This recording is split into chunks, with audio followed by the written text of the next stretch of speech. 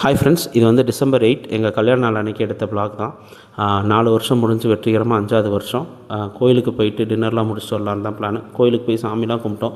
அங்கே நிறையா இடம் இருந்துச்சு. ஸ்பைடி வந்து எப்பயும் போல் அவங்களோட அட்ராசிட்டி ஆரம்பிச்சிட்டாங்க. சரி, கொஞ்சம் நேரம் விளையாட வச்சுட்டு சாப்பிட கூட்டு போகலான்னு சொல்லிட்டு அப்படி தான் அந்த டே முடிஞ்சது. வழக்கமாக பசங்களாம் நம்ம கல்யாணத்துக்கு முன்னாடி இந்த வார்த்தையை கேள்விப்பட்டிருப்போம் நிறைய பேர் சொல்லி, அது மாதிரி உன்னை நம்பி ஒரு பொண்ணு வருதுப்பா, அதை பத்திரமா பார்த்துக்க, மரியாதையாக நடத்து, எந்த பிரச்சனையும் வேண்டாம் அப்படின்னு. என்னை பொறுத்த வரைக்கும் இது 2 பேருக்குமே இருக்கணும். ஹஸ்பண்டுக்கும் இருக்கணும், ஒய்ஃபுக்கும் இந்த ரெஸ்பான்சிபிலிட்டி இருக்கணும். ஏன்னா ஒருத்தங்க ரெஸ்பெக்ட்ஃபுல்லாக ட்ரீட் பண்ணாலே நிறையா பிரச்சனைகள் வராது. சண்டைகள் வர தான் செய்யும். யார் ஃபஸ்ட்டு சமாதானமாக போகிறாங்கன்றது தான் ரொம்ப முக்கியம். அதே மாதிரி ரெஸ்பெக்ட்ஃபுல்லாக இருக்கிறது அது இன்னுமே ரொம்ப முக்கியம். இது எல்லாமே வந்து கொஞ்ச நாள் தான். ஒரு குழந்தைன்னு வந்துருச்சு அப்படின்னா நம்ம அவங்க பின்னாடி ஓடுறதுக்கே டைம் சரியாக போயிடும்.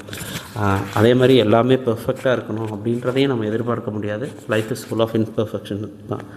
அங்கங்கே சிறு சிறு தவறுகள், பிழைகள் இருக்க தான் செய்யும். அதை யாரும் திருத்தி நல்லபடியாக லைஃப்பை ரன் பண்ணாலே நிறைய பிரச்சனைகளை தவிர்க்கலாம். இதுதான் என்னோடய தனிப்பட்ட கருத்து. இந்த 4 வருஷ ஜேர்னியில் நான் கற்றுக்கிட்டது. அதுவும் அங்கே பாருங்கள், இந்த மாதிரிலாம் ஒரு குழந்தை இருந்துச்சு அப்படின்னா டைம் எப்படி போகுதுன்னே தெரியாது. யாருக்கும் சண்டை போடுறதுக்கான டைமே இருக்காது. என்ன சொன்னோம், என்ன நினைக்கிறோம், என்ன யோசிக்கிறோம் அப்படின்றதுக்குமே டைம் இருக்காது. எல்லாத்தையும் மறந்து இவங்க பின்னாடியே நம்ம சுற்றிட்டு இருக்கிற மாதிரி தான் இருக்கும். இன்னொரு வீடியோவில் பார்க்கலாம். பாய்.